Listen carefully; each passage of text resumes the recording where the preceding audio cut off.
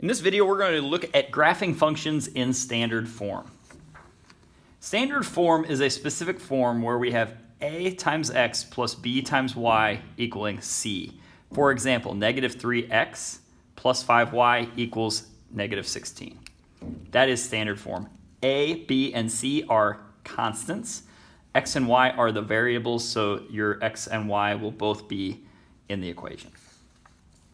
Strategies for graphing these. One strategy is going to put it into slope-intercept form. So y equals, so solve it for y and then be able to graph the y-intercept and the slope. The second strategy is going to be used to use the x and y intercepts to locate points and then draw your line. And the last strategy is just choosing inputs and finding outputs, finding x, y coordinates in order to graph these points.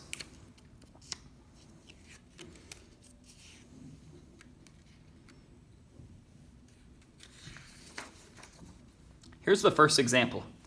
So we have 2x minus 4y equals negative 8. I'm going to do the first strategy, which is putting it into y equals form. So I'm going to solve it for y. So I'm going to subtract 2x from both sides. That's going to leave me negative 4y equaling negative 8 minus 2x. I'm going to divide by negative 4. Be really careful when you divide each of these by negative 4.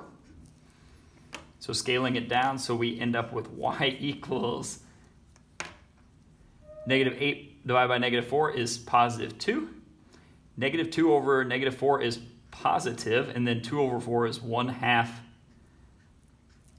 x. So based on what you already know about slope-intercept form, the 2 is the y-intercept, the 1/2 is the slope. So it's positive slope, so we're going to be rising as we go left to right. So we're going to plot the y-intercept 2, and we're going to go up 1 and to the right 2. Up 1 to the right 2. Up 1 to the right 2. We could also go down 1 and to the left 2. Down 1 to the left 2. And that's going to locate my points. And I would draw a straight line through those points. That's one strategy for graphing it. The second strategy is to use the x and y intercepts. So I have 2x minus 4y is equal to negative 8. Using an xy table, looking along here, I'm going to find the x-intercept first. So the x-intercept, every point on this x-axis has a y value of 0. So I know that the y value is 0. So I'm just going to take this function, substitute 0 in for y, and see what x is. So I have 2x minus 4 times 0 equaling negative 8. Simplifying this down, this piece becomes 0. So I have 2x plus 0 equals negative 8. Dividing both sides by 2, I get x is negative 4. Notice negative 4 was a point that I had already plotted. So when y was 0, x is negative 4. Now along this y-axis, every x value is 0, so it's 0 comma something. We don't know where it lies, but we do know that the x value is 0. So if I take my function, substitute 0 in for x, and solve it out, then I get 0 minus 4y is negative 8. That's negative 4y equals negative 8, and y equals 2. So I can complete this table. I could put these two points down, and then I could graph the line that goes in between them. It is the exact same line as I graphed originally using the slope-intercept form. So this is using two different ways of doing this. The other way that we could graph this is we could just make an xy table. We could substitute x values in, just choose different x values, substitute each x value in, find the corresponding y value that goes with it, and plot those points. We are still talking about the same line with the same equation, the same function.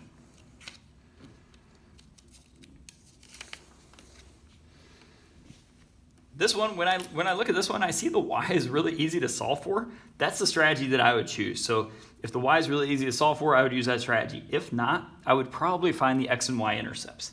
So knowing that this y is really easy to solve for, like if I add 3x to both sides, that's my strategy. So 5 plus 3x. I'm going to put the 3 over 1 just because it's a slope. It's a ratio. So 5 is my y-intercept, up 3, 1, 2, 3, to the right 1. Or down 3, 1, 2, 3, to the left 1. This would be my line. The other strategy, if we didn't do that, we could take this and we could make an XY table. And we'd find the x-intercept first, so the y value is 0. So negative 3x plus 0 equals 5. Negative 3x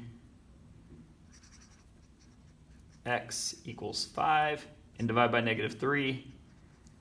We get x is negative 1 2/3. So we put that in our table. Then we would find the other intercept. So that is when x is 0. So when x is 0, we have negative 3 times 0 plus y is equal to 5. This piece becomes 0 plus y equals 5. And y equals 5. So when x was 0, y was 5. So 0, 5 was a point there. So either way, we're still graphing the same line.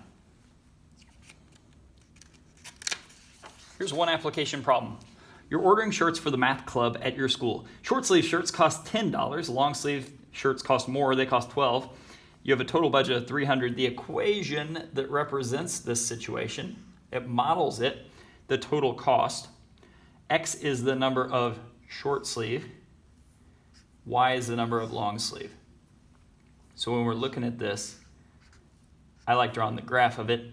X is the number of short sleeve.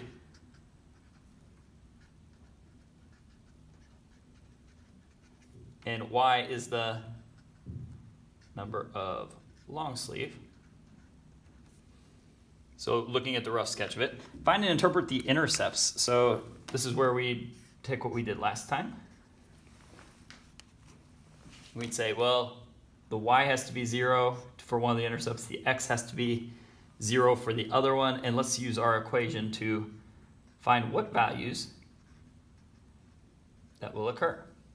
So 0 in for y, 10x plus 12 times 0. 10x is 300, and x is 30. So if x is 30 and y is 0, that means that x was the number of short sleeve shirts. This would be 30 short sleeve shirts and 0 long sleeve shirts. That would be the interpretation of that. And that would be the x-intercept. To find the y-intercept, we're going to substitute 0 in for x. When we do, we get y is equal to 300 divided by 12. So when we do that simplification, we can do 150. Let's do divide top and bottom by 3 starting out. That would give us 4 and 100. And then divide this by 4, we end up with 25.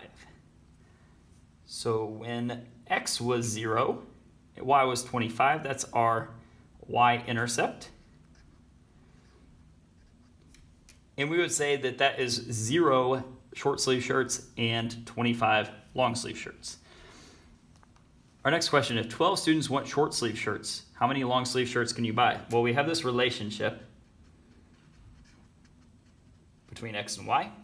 12 students want short sleeve shirts. That means 12 is x. We're trying to find what y is. So 10 times 12 in for x in our function.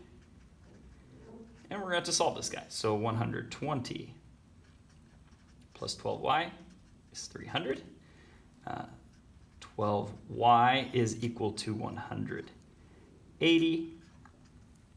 And y is equal to 180 over 12. We have to simplify that guy down. Let's see. Let's do divide by 4 first. That gives us 3. And that would give us 45. 45 over 3 is 15. So basically what we're saying is we could get 12 short sleeve shirts and 15 long sleeve shirts. Finding 4 solutions to the situation in context. We could do this a couple different ways. We could find the graph, we could graph it, and find points, XY coordinates that are on that graph. We could also take this and just find XY combinations that would make this true. So you would just want to try some different combinations of X and Y, or you can intentionally choose an X value and solve it for Y, and hopefully it comes out as a full integer, as a complete integer. So you would find different solutions. Any XY combination that when substituted into this equation would make it true would be satisfactory.